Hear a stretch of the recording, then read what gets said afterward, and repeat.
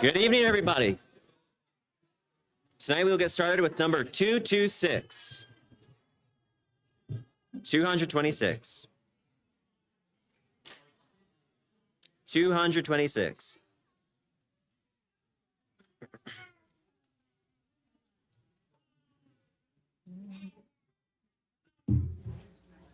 Come thou fount of every blessing, to my heart to sing thy praise.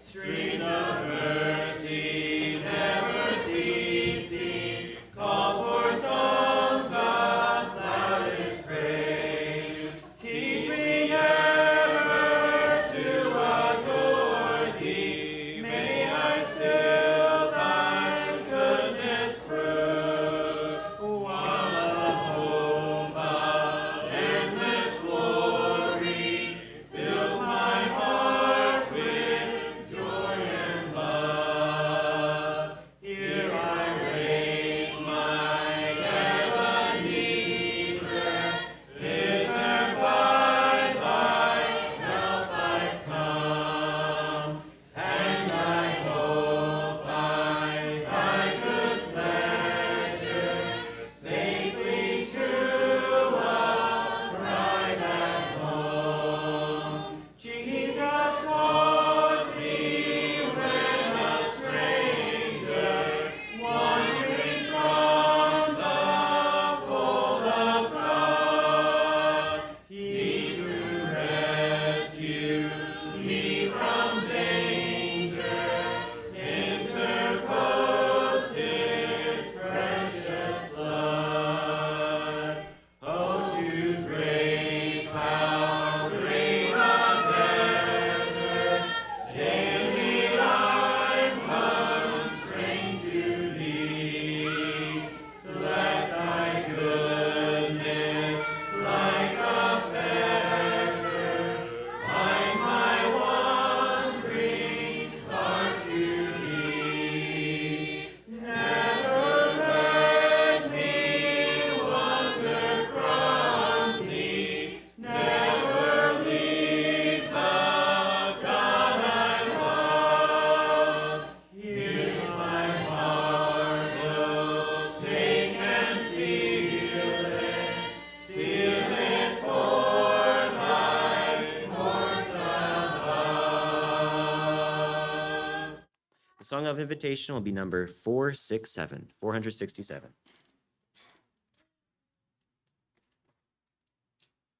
Good evening. Don't often stand before you in this capacity on a Wednesday night. I actually got a call from Donald, and we'll be praying later in our prayers for Peyton, who's having some stomach pains, and Donald's taken her to see a doctor. But got a call from Donald during the elders meeting, and he said, "Can you do the Devo for me?" And so I promptly forgot about that until I saw Mike just earlier, a few minutes ago. I thought, oh, I need to do the Devo tonight.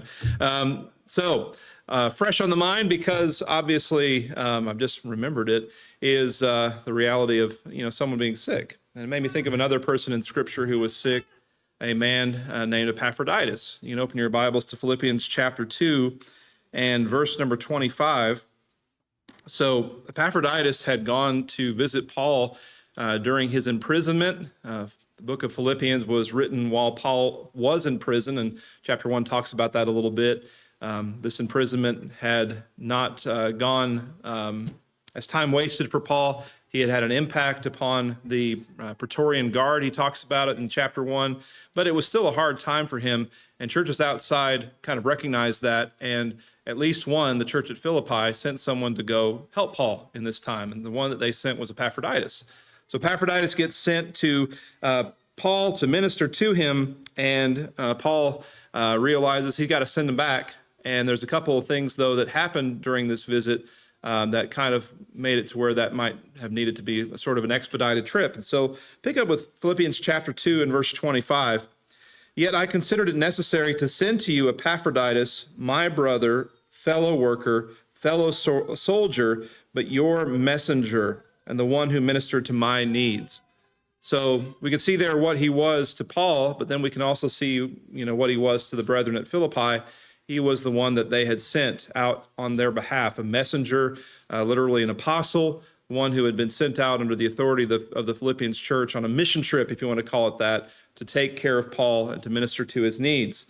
But along the way, it says in verse 26, he was longing for you all. He was distressed because you had heard that he was sick.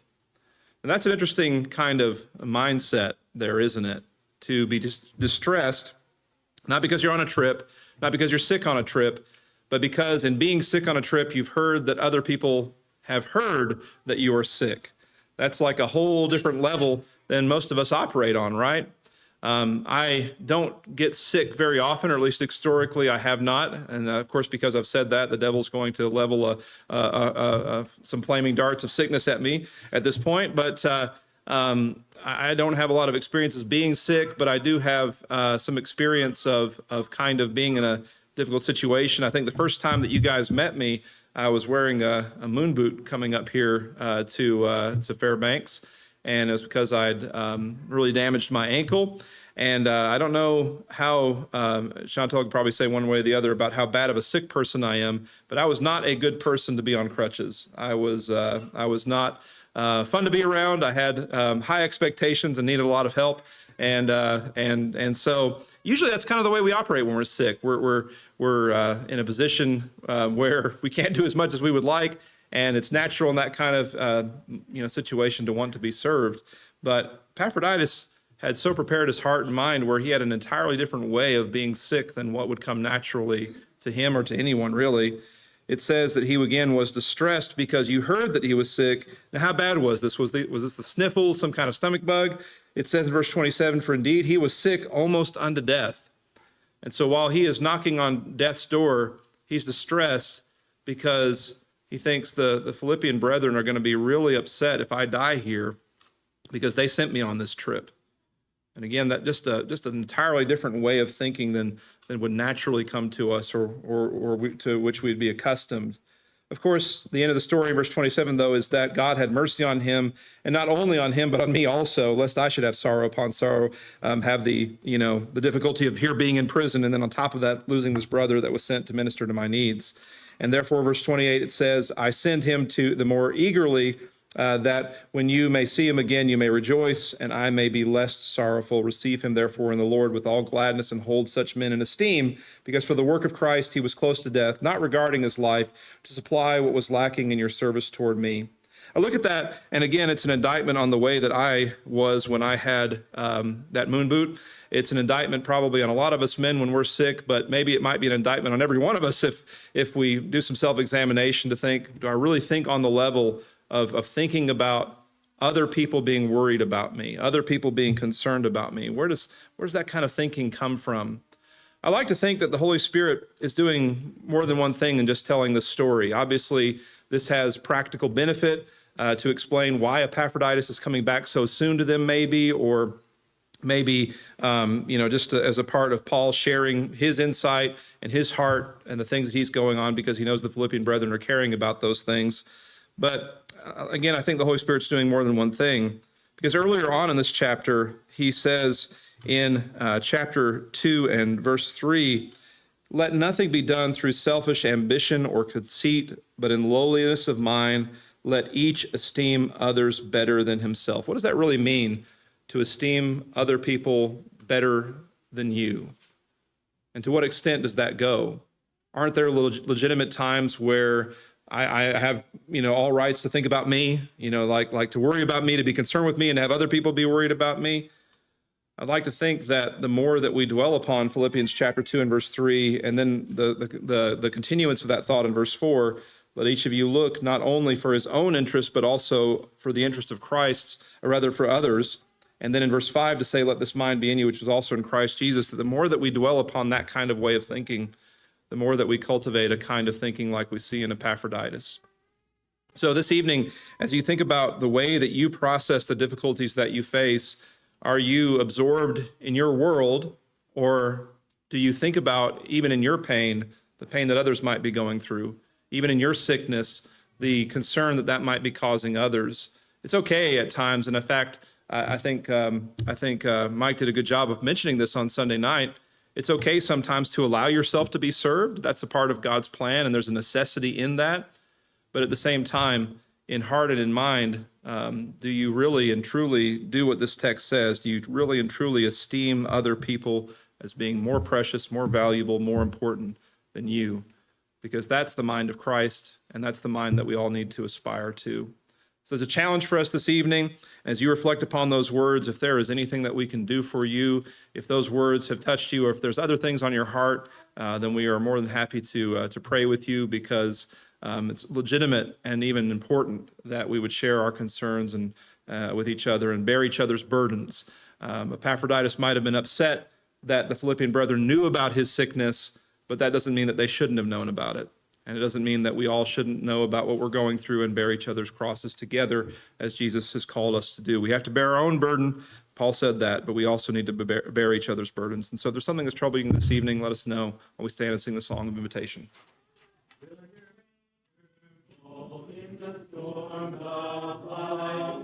Clouds unfold their wings of strife, when the strong tides lift and the cables strain, will your anchor drift or firm remain? We have an anchor that keeps the soul steadfast and sure while the billows roll. Fastened to the rock which cannot move, grounded firm and deep in the Savior's love. It is safely moored, will the storms stand, for the well secured by the Savior's hand. And the cables passed from the heart to mind can defy the blast through strength divine. We have an anchor that keeps the soul steadfast and sure while the billows roll. Fastened to the rock which cannot move, grounded firm and deep in the Savior's love. When our eyes behold through the gathering night the city of gold, our harbor bright, we shall anchor fast by the heavenly shore, with the storms all past forevermore. We have an anchor that keeps the soul steadfast and sure while the billows roll. Fastened to a rock which cannot move, grounded firm and deep in the Savior's love. You may be seated. Thank you, Patrick. Funny thing, you mentioned my sermon Sunday night, and when we got home, my wife asked, "Why do you keep using that picture of the couple with the wine glass?" I said, "What are you talking about?" And so I looked back, yeah, there's a picture of a couple with the wine glass there, like they were sopping it up. And you didn't notice it. I didn't notice it either. And I've used it in a number of sermons. And so anyway, that was not intentional. I'm going to have to just delete that one from my picture file, because interesting how sometimes you just don't see things. All right. So prayers. Let me see here. Tonight is the 12th. And I'm going to say prayers of thanks.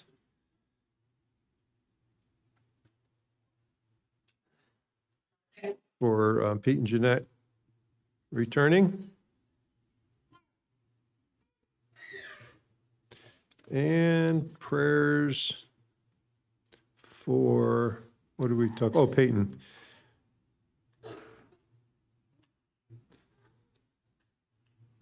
He did get sick on the way back, and he thinks he's on the tail end of that, but keep his recovery in prayer, maybe. Okay, we'll do one for Pete's sake.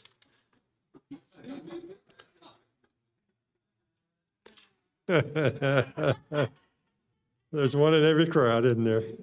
Yeah. What else do we have? I heard them. Yes.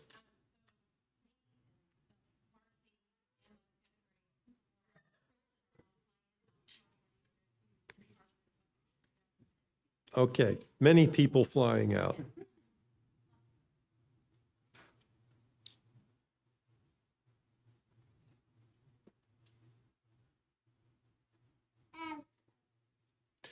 All right, what else do we have? Oh, what's this? Emily's grandfather, Leonard, passed out and went to the hospital this afternoon. They are not sure what's wrong. So, Leland, I said Leonard, Leland.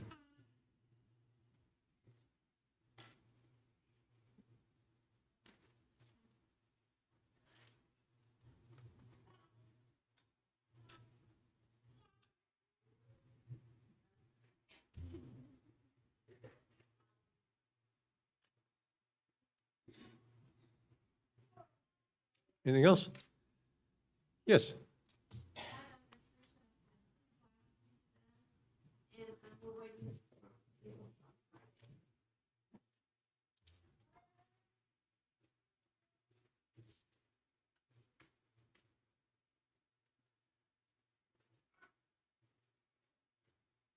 Okay. Yes.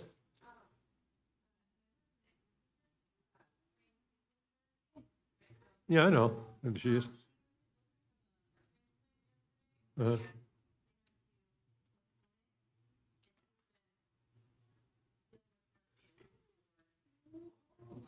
Yep.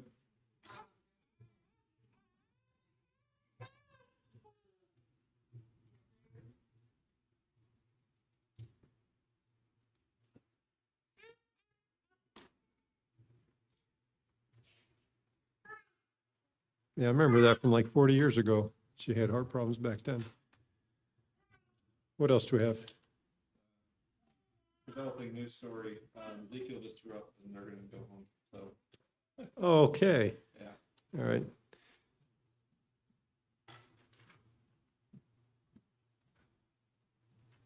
Do you need to attend to anything?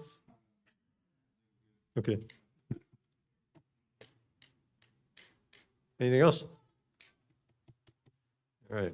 So, what we need to know before Sunday. Friday study at where? Let's our house. Your house. Maybe. Maybe we'll just say Samuel's. How does that sound? Just think ahead? Or just do the group text and, okay. So we don't know. We're not sure, quite sure. Kids STEAM Day. That's, all that matters is it's got engineering in it. But anyway, Kids STEAM Day will be Friday, March 14th, which is this Friday at 10 a.m. to 1 p.m. downstairs in the fellowship hall. Children will be making their own lunch as one of the activities, but please feel free to bring a snack. Please talk to Melissa M. if you would like to donate materials or have any questions. So talk to Brad's Melissa if you are going to go. Anything else we need to know for Sunday? All right. So this coming Sunday is the 16th. Patrick has the class. You're not going to get sick, so you have the class. Josiah is a song leader.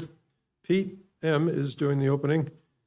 Jake, I have you down for leading communion. Good for that? Okay. Helping him will be Brian. Is Brian going to be here? Okay. Cameron and Clayton. And Tommy C. has prayer and scripture. Patrick has sermon. Samuel has announcements. Terry, did you say you're not going to be here? Will not. That is correct. You will not. Okay. This is the way conversations in our house go with my wife and I. So Exactly. And I've been told not to say ma, so it's Jer and Ma, not Jer and Ma, but Jer and Ma. Ezekiel organizes boys. Jericho does the live stream in the evening. Matthew is doing the song leading. Jake and Cameron doing communion. Uncle Lee does the sermon. Samuel has announcements. Jericho does the live stream again. A week from tonight, Jericho does the live stream so well, he's going to do it again. And song leader is going to be Jer, not Ma, but just Jer this time. And Galen has the invitation and Patrick has class. All right, whoever has a prayer request or the prayer, there you go.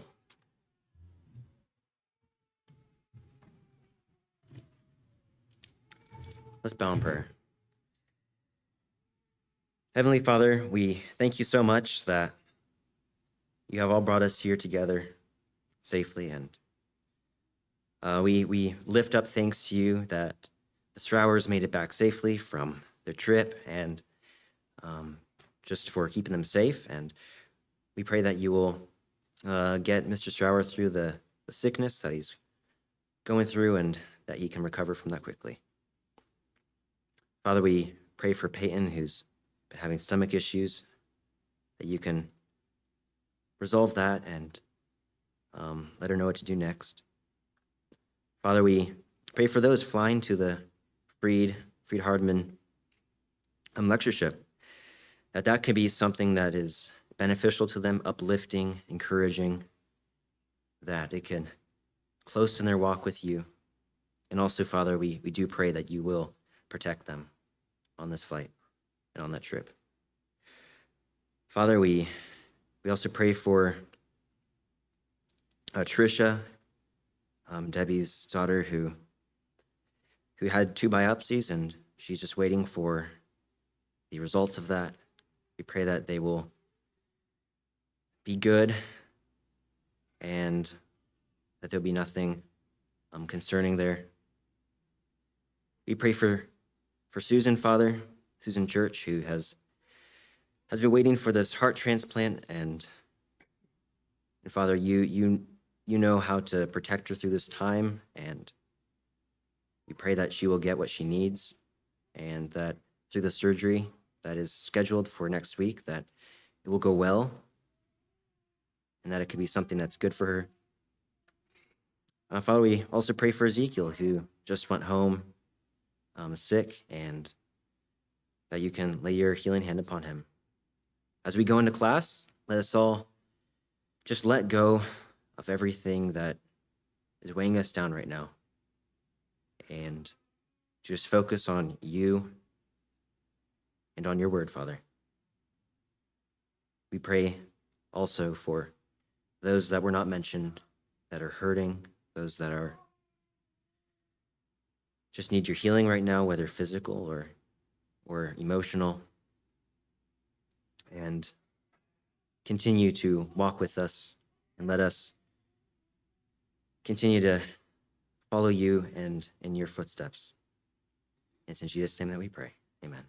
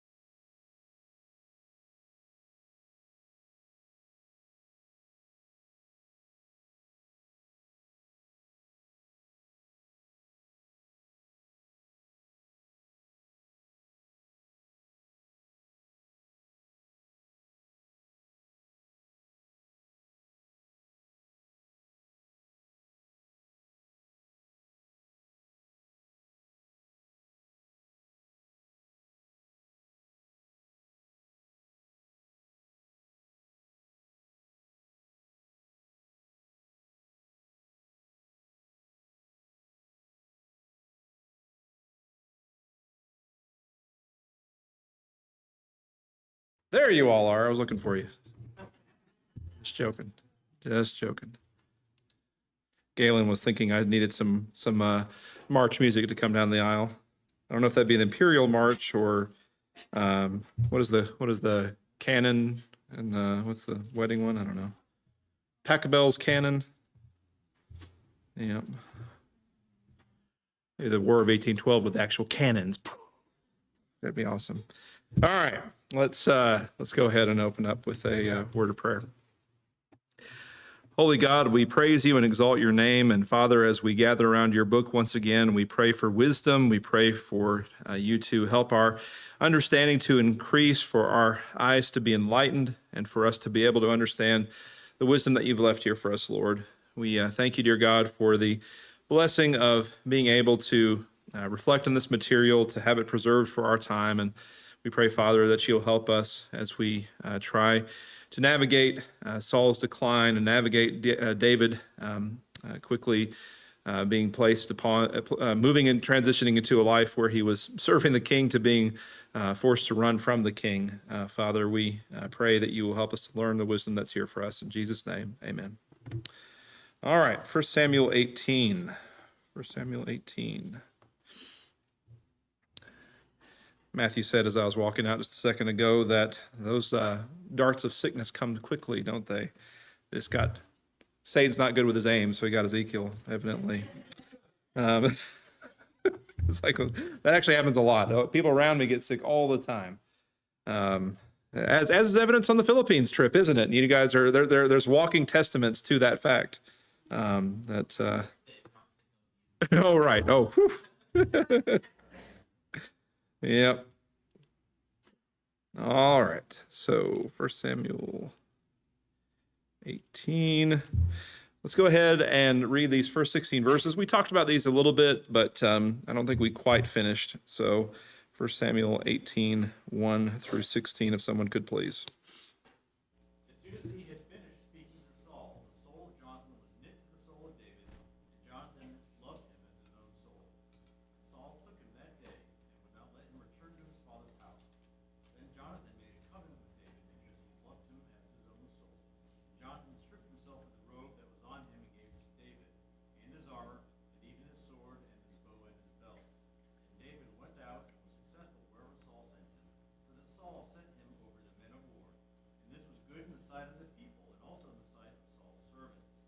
As they were coming home, when David returned from striking down the Philistine, the women came out of all cities of Israel, singing and dancing to meet King Saul, with tambourines, with songs of joy, and with musical instruments. And the women sang to one another as they celebrated, Saul has struck down his thousands, and David his 10,000s. And Saul was very angry, and this saying displeased him. He said, they have ascribed to David 10,000s, and to me they have ascribed thousands. And what more can he have but the kingdom? And Saul eyed David from that day on. The next day a harmful spirit from God rushed upon Saul, and he raved within his house while David was playing the lyre, and as he did day by day. Saul had a spear in his hand, and Saul hurled the spear, for he thought, I will pin David to the wall. But David evaded him twice. Saul was afraid of David, because the Lord was with him, but had departed from Saul. So Saul removed him from his presence and made him a commander of 1,000. And he went out and came in before the people. And David had success in all his undertakings, for the Lord was with him. And when Saul saw that he had great success, he stood in fearful awe of him. But all Israel and Judah loved David, for he went out and came in before them. So, took you as a man of culture, and you said he played the lyre. That's interesting. The lyre. There you go. All right. It's King Lear. The musical instrument is a lyre. All right. But no, thanks for reading that, Mark. And I won't pick on anybody else, I promise. In terms of reading, I better categorize that. I could pick on you for other reasons, and I'm sure there's plenty of vice versa. But David and Jonathan, we talked about last time, formed a strong friendship. That will be important for some of the things we may or may not get to, depending upon how long we have our discussions through the text. But David was careful to be wise and obedient regarding Saul. We talked about how, though the news of the encounter with the Philistines spread, And of course, David's victory over Goliath, that news spread to the point where people were hyperbolically discussing it and singing about it. David is heralded as an even greater champion than Saul, which doesn't escape Saul's notice. And he even cast a spear twice at David while he's playing music.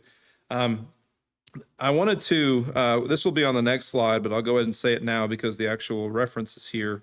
Well, let me just put up the next slide because we had this discussion where we talked about combating envy. That's how we wrapped up our class last week, combating envy. So my Bible says that Saul prophesied, and yet he knew that the Lord was with David and not with him in chapter 18 and verse 12. Saul was afraid of David because the Lord was with him, but had departed from Saul. So I noticed at some point between last week and this week that the other versions in verse 10 don't say prophesied. The Hebrew text does say prophesied, but whenever I see that variety of translation in other versions, I'm like, well, what does the Septuagint say? And then, and there's not, sometimes Septuagint study, I'll go ahead and I'm about to say something, but I'm going to say that there's not often an adequate explanation for why it is the way it is. But the Septuagint has this entire text a lot shorter. So like they don't have him in the, because was it you, Stephen, that said my problem with David isn't that he had the spear thrown at him, but it's that he had the spear thrown at him twice. That's not in the Septuagint at all, which is interesting. And I didn't know that. And there's not really an explanation as to why that's the case. But if this text is shorter and if the Septuagint is the proper witness on it, it explains a little bit why this third spear throw that we're about to encounter in the text, why that then leads to actually David kind of going on the run at that point. Because, I mean, how many times are you going to let somebody throw a spear at you? I don't know. It's a lot. So again, I don't know. There's not going to be a satisfactory answer to that, but that was something that I didn't know that I thought I'd make you aware of. But at least as relates to the Hebrew text, it does say that, or at least the Masoretic text that we have the witness to of the Hebrew text. I'll read verse 10. It happened on the next day that the distressing spirit from God came upon Saul, and he prophesied inside the house. So the Hebrew word is prophesied, but other versions are like, how does, and they choose to, instead of saying a distressing spirit, they choose often to make that some kind of a personal spirit, and they say like evil spirit. And so if an evil spirit comes on you, how do you prophesy? And so they have it like he raved or something like that. What does the ESV say there? It says, yeah, raved. Yeah. So like, what do we do with this word prophecy? It's not prophecy unless it is. If the Hebrew text is right, then what might be the way that Saul seeks to disprove that he doesn't have the Spirit of the Lord? Well, remember when he was coming into the role of being a king, what did God do, and what did he do? He did prophesy. And Saul was among the prophets. So how do you kind of show that you are who you're supposed to be? Well, maybe you pretend to prophesy. And I know it doesn't say you pretend to prophesy, but then it also doesn't say that, the scriptures don't use the word prophecy exclusively of those who are speaking on behalf of God. There are false prophets in the Old Testament, even as there are in the New Testament. So I don't know if you wanted to know all of that or not, but now you do. And hopefully that's not more troubling. It's more helpful than it is troubling or confusing. But Saul did see that the Lord was with David and not with him, and that's when we have now this Saul removing him from his presence, sending him out effectively into battle. But David behaves wisely as he goes out into battle. This only leads Saul to be more and more afraid and leery of him, and then but also at the same time leads David to be more beloved of the people as he becomes a very successful military campaigner. All right. Any questions over the first 16 verses before we move forward? Yep. So verse 4, it says how Jonathan gave him his robe and bow and all that. Yeah, Is armor, that- sword, bow, and belt. I've heard that shows that Jonathan was submitting to David because he saw that David was going to be the king or something of that nature. I think the text at least as I understand it, seems to highlight that as a sign of their own covenant and bond. And, verse 3 says he loved him as his own soul. So what do you do sometimes when you've got a couple of best friends? Especially this happens all the more with kids, but it's almost like I really think because we don't understand, we don't have a good view of masculinity in today's world. We lose sight of some of these things, and we have different cultural norms that surround all of this. But you get two little kids together, and what will inevitably happen between those two little kids, two little boys, I mean, that are good friends with each other? What are they going to do? Much to their parents' dismay, oftentimes, there will be exchange of gifts. It always happens. Where did this go? Oh, I gave it to this person. That's just something that little boys do as they form bonds with each other.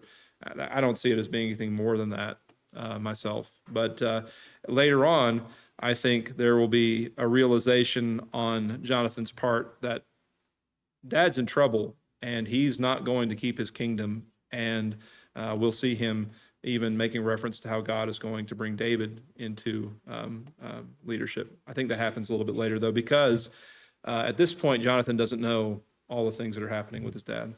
We'll go to that Jacob and then that Jacob. Speaking off of Aaron's point, I Yeah. have a cultural relevant study Bible, and it Okay. talks about that. Yeah. At the bottom, saying that it is based off of other cultural practices that took place in that area, where a son's robe or mantle was a sign of like their authority. So the claim there would be that him giving David his robe or mantle would be a recognition of David's authority. Okay. Not saying it's accurate, that's saying that if that is true, that's where that view would come from. So I don't know if the kingdom what now? UGARIT. Yeah, that's like other side of the Mesopotamian Valley, I think, right? The Uritic, yeah.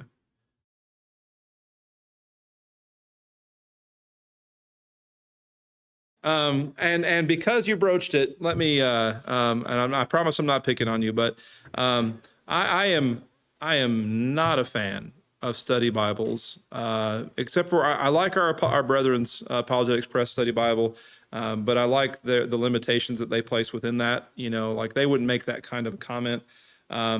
There is an increasing effort to make comments on the text based upon a reconstructed worldview of the period.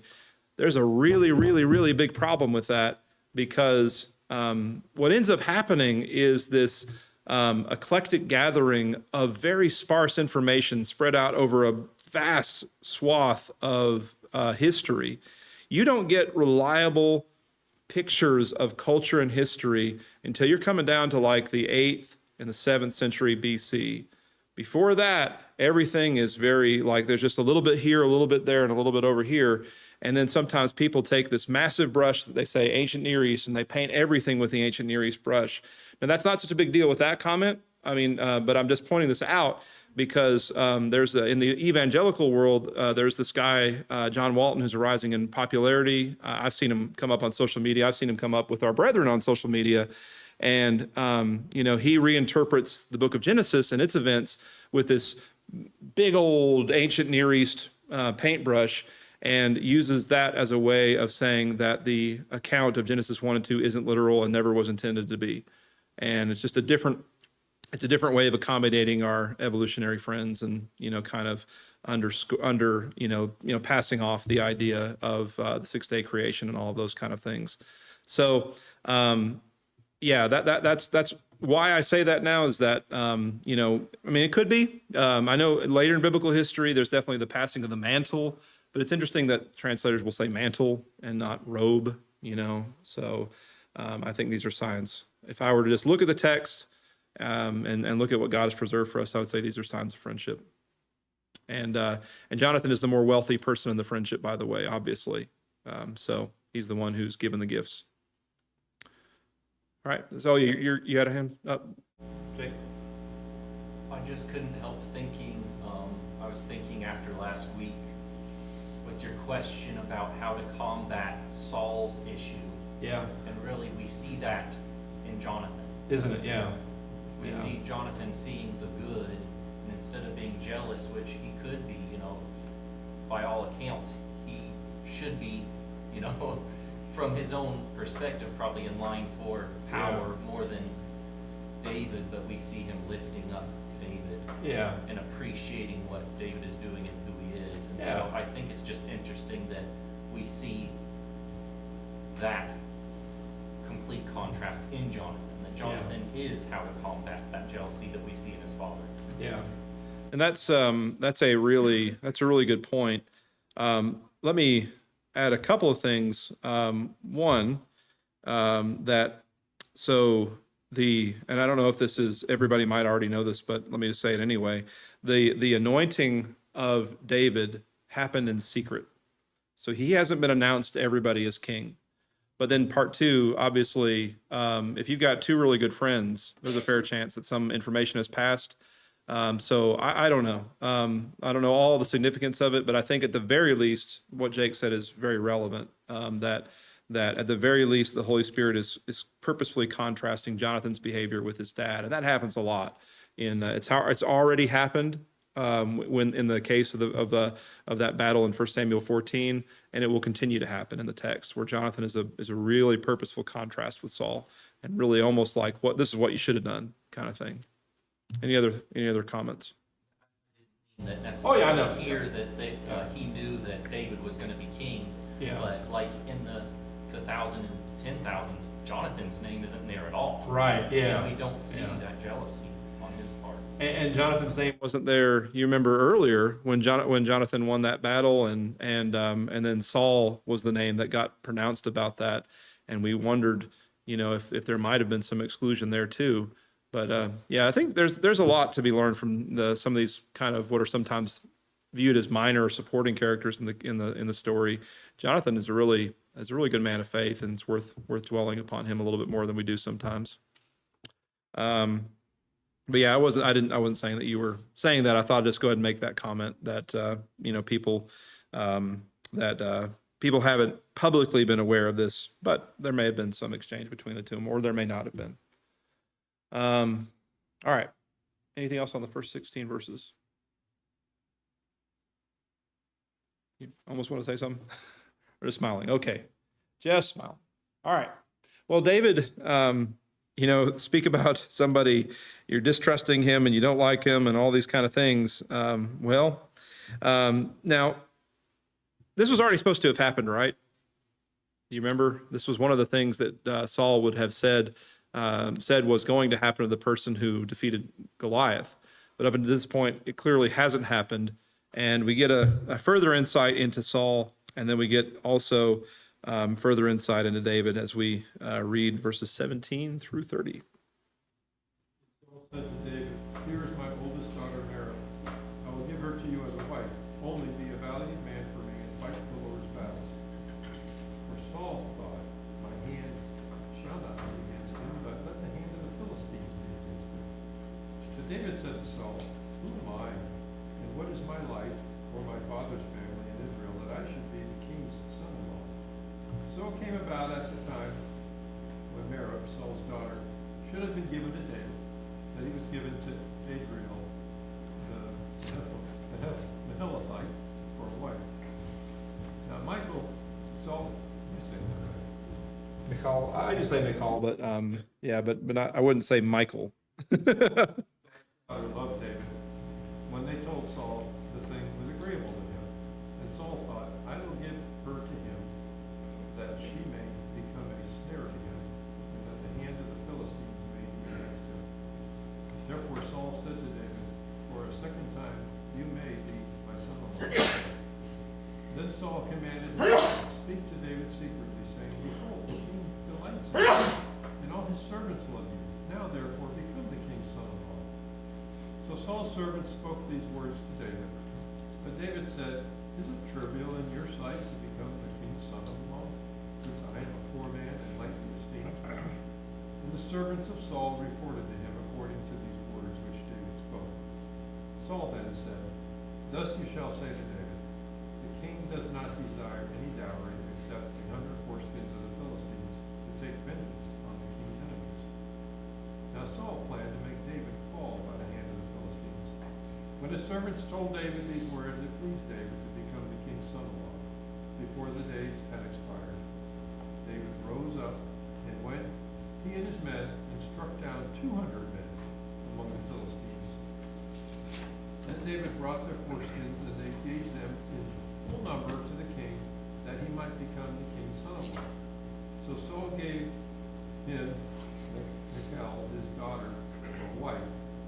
When Saul saw and knew that the Lord was with David, and that Michal, Saul's daughter, loved him, then Saul was even more afraid of David. Thus Saul was David's enemy continually. Then the commanders of the Philistines went out to battle, and it happened as often as they went out that David behaved himself more wisely than all the servants of Saul. So his name was highly esteemed. All right. So, obviously, David didn't call Saul to account, based upon what he had promised after the battle with Goliath. He didn't, say, where's what you promised? Nothing like that. In fact, when Saul then goes on to say, well, you can marry one of my daughters, but you've got to fight battles for me, and it's very vague at that point. His reaction, is one of total humility. What am I, or who am I to be deserving of this? But it doesn't matter anyway in the case of this first daughter, because he decides to give him to Adriel, or rather her, to Adriel the Meholahite. Where did this guy get his names for his daughters, Merab and Michal or whatever? I don't know. But maybe it sounds different in the Hebrew ear. But he tries to dangle another daughter in front of him, but in order for that daughter to be given to him, you're going to have to kill 100 Philistines. So what's Saul trying to do this whole time? Trying to get him killed, but through someone else's hand. It's interesting that that comes up again, obviously, in the story of David, isn't it? And it's almost like what is the mind of a king who's on the wrong side of things when they start thinking in ways like this, where they're not bold enough to do the thing that they think needs to be done, but then they're trying to orchestrate ways where it can happen according to what they wish. And I love how God doesn't reward that kind of behavior here. I hate that it happens in the case of David, obviously, with Uriah. But I was wondering about that daughter, though, Adriel the Meholahite. It didn't occur to me up until this point. I was trying to do some quick Googling to see what that Meholahite is or whatever that is, but there's very little information to find on that. But anyway, so somebody else got her at the very least. And so David does this, and then Saul does honor his word. And so now this person that Saul so distrusts and that he really doesn't want to be anywhere near him is now woven into the very fabric of his family. And so again, the attributes of somebody who's really passive and how that kind of plays against you so often in life. He only grows in paranoia, even as David grows in favor, because Saul keeps on thinking, I've got to get this guy out of the picture. If I keep sending him on battles, surely something bad is going to happen to him. But what is Saul clearly not thinking about in all of this? He's not thinking about God being with him. And so the fact that the Lord is with him is something that Saul's not taking into account, and he's not really taking the Lord into account at all. Any comments or questions on the chapter 18? Okay. Well, chapter 19. So here's where the going starts to get tough for David. And so chapter 19, first 10 verses, Saul attempts to take David's life. If you were reading along in the Septuagint, this would have been the first time this happened. For us who are reading in a translation based upon the Masoretic text, this is the third time. And whether it's the first time or the third time, it's certainly the time that it is now in earnest. So let's start off with the first 10 verses of chapter 19. Now Saul told David his son and all his servants to put David to death, but Jonathan, Saul's son, greatly delighted in David. So Jonathan told David, saying, Saul, my father, is seeking to put you to death. Now therefore, please be on guard in the morning and stay in a secret place and hide yourself. I will go out and stand beside my father in the field where you are, and I will speak with my father about you. If I find out anything, then I will tell you. And Jonathan spoke well of David to his father, and said to him, do not let the king sin against the servant David, since he has not sinned against you, and since his deeds have been very beneficial to you. For he took his life in his hand and struck the Philistine. The Lord brought about a great deliverance for all Israel, and you saw it and rejoiced. Why then will you sin against innocent blood by putting David to death without cause? Saul listened to the voice of Jonathan, and Saul vowed, as the Lord lives, he shall not be put to death. Then Jonathan called David, and Jonathan told him all these things, and Jonathan brought David to Saul, and he was in his presence as formerly. Then there was war again, and David went out and fought the Philistines and defeated them with a great slaughter, so that they fled before him. Now there was an evil spirit from the Lord on Saul as he was sitting in his house, and with his spear in his hand, and David was playing the harp with his hand. And Saul tried to pin David to the wall with his spear, but he slipped away out of Saul's presence, so that he stuck the spear to the wall, and David fled and escaped that night. All right. So, Jonathan and others here saw vocalize his desire to kill David now. Jonathan shares that with David. Here's a question. As we see Jonathan calming Saul down and David returning, was Jonathan right to tell David about Saul's behavior? These are things that sometimes we have to navigate. We've got confidence is placed in us, and then there's competing interests with these confidence. Was Jonathan right to tell David about Saul's behavior? Yeah. I mean, this is one of those times where this picture gets very clear. But what are some things that come into our mind as we think about telling other people about things? Relating to when you got multiple people interested. How do we work our way through those kind of situations and decide who needs to be involved and when? God's law versus civil law. Yeah. But more personal communications, you might say, well, if someone voices they're going to harm themselves, but don't tell anybody, Yeah. then you're going to value that person's life above that confidence, even though you may lose your relationship over that. Yeah. This is actually a pretty universal standard, at least in our country anyway. While usually people who are in positions of religious leadership are compelled to not disclose the things that they are told. They are specifically commanded actually to tell things that endanger the lives of someone, of the person or of others. So we kind of all get that. But what about when the water's a little bit more murky, is what I'm kind of guiding us to, because it's not so often that somebody's going to come to you and say, I'm going to kill somebody. That happens. Pretty easy decision at that point, isn't it? You're going to tell the interested person. And in this case, it's really hard. You would love to be in Jonathan's shoes and tell the police, but kind of Saul is the police. So, it's kind of not really something useful there. But what about in other situations where what are some things to think about or guidelines to follow in those moments?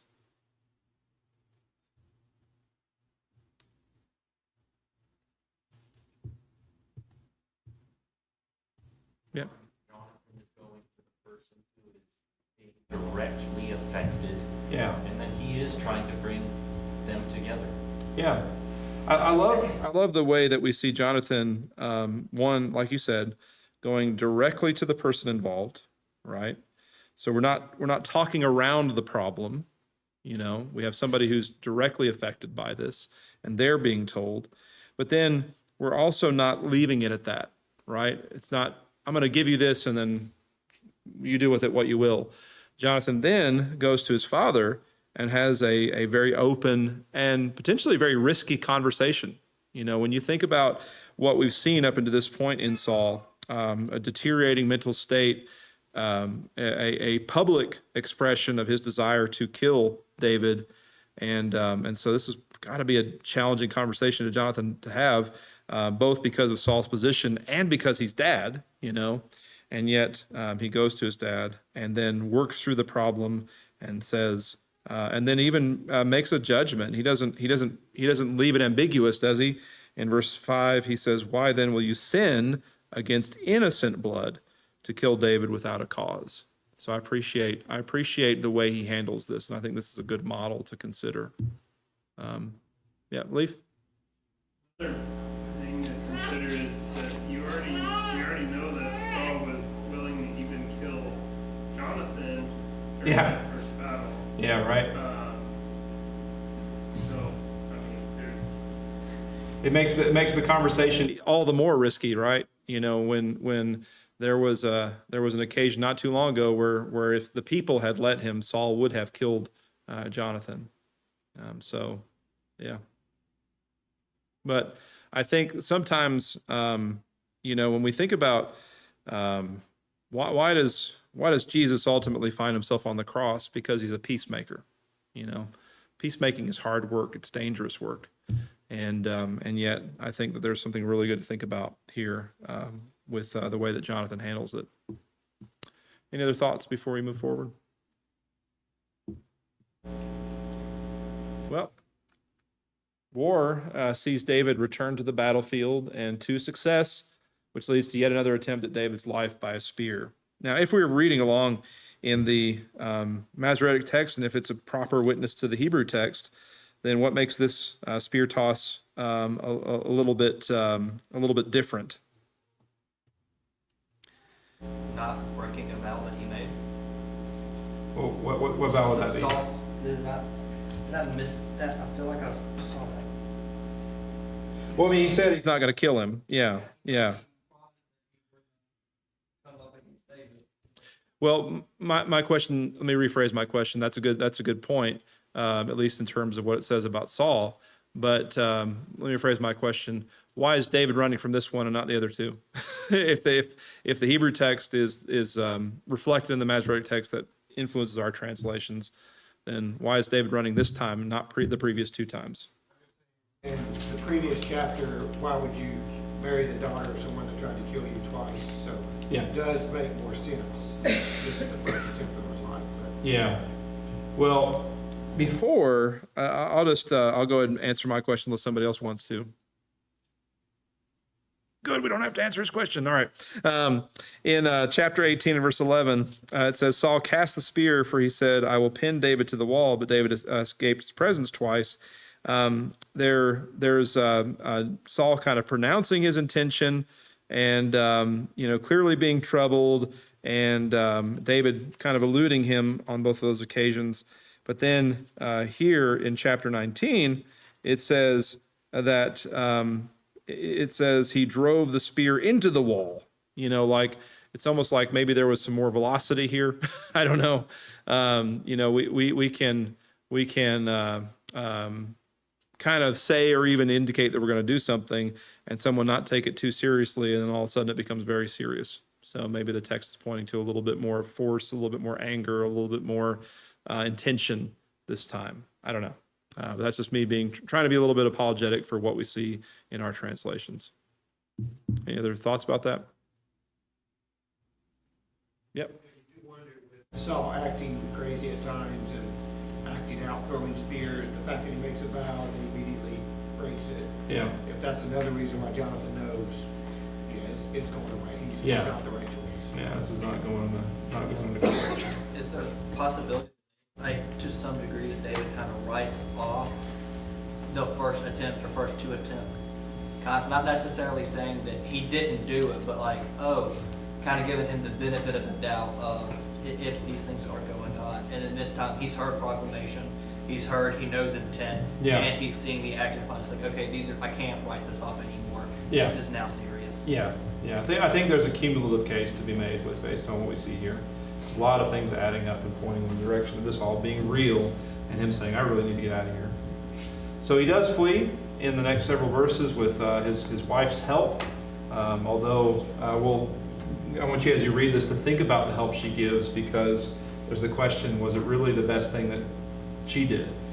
We know that what Jonathan does is really outstanding, but let's think a little bit about what Michal does. So verses 11 through 17.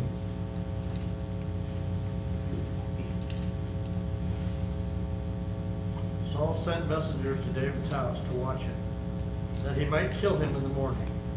But Michal, David's wife, told him, "If you do not escape with your life tonight, tomorrow you will be killed." So Michal let David down through the window, and he fled away and escaped. Michal took an image and laid it on the bed, and put a pillow of goat's hair as its head, and covered it with the clothes. And when Saul sent messengers to take David, she said, "He is sick." Then Saul sent the messengers to see David, saying, "Bring him to me in the bed, that I may kill him." And when the messengers came in, behold, the image was in the bed, with a pillow of goat's hair at its head, at its head. Saul said to Michal, "Why have you deceived me thus, and let my enemy go, so he has escaped?" And Michal answered Saul, "He said to me, 'Let me go. Why should I kill you?'" Okay, so he goes home, pursued by assassins who plan to kill him in the morning. He escapes with his wife's help. I'll go ahead and point out here that there's some interesting things about this. What does it say that she puts into the bed? An image, a what? It's an idol. There's some interesting things that may be little details that are going to make things that happen later make a little bit more sense.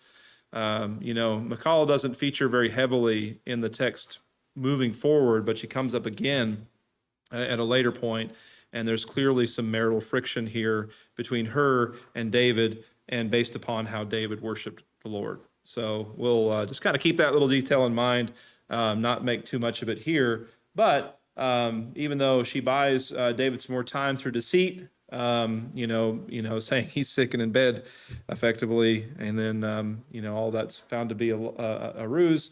But when she's confronted, how does she cover it all up?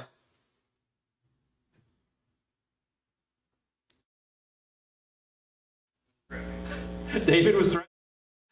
So contrast there then Jonathan and how he acted, with dad trying to seek David's life, and how she acts with dad trying to seek David's life. What should Michal have done in this situation?